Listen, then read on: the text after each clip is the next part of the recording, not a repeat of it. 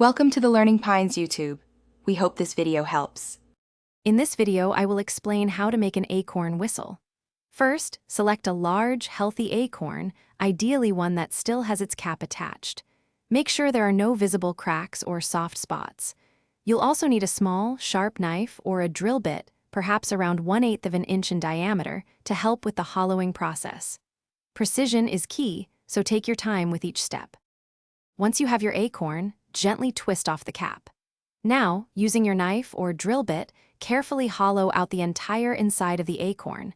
You want to remove all the nut meat, leaving a clean, smooth cavity. Take care not to pierce through the outer shell.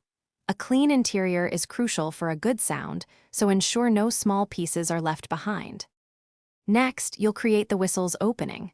On one side of the acorn, near the top where the cap was, carefully carve a small, flat, rectangular opening.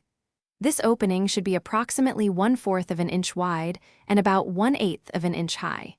The edge closest to the cap should be sharp and clean. Blow gently across this opening to test for a sound. To finalize your whistle, you might need to make slight adjustments to the opening. Experiment by carefully shaving tiny bits off the edge until you achieve a clear, crisp sound.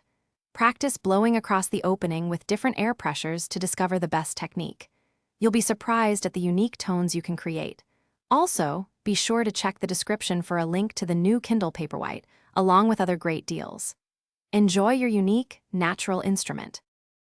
Thanks for watching. Consider subscribing if we helped you.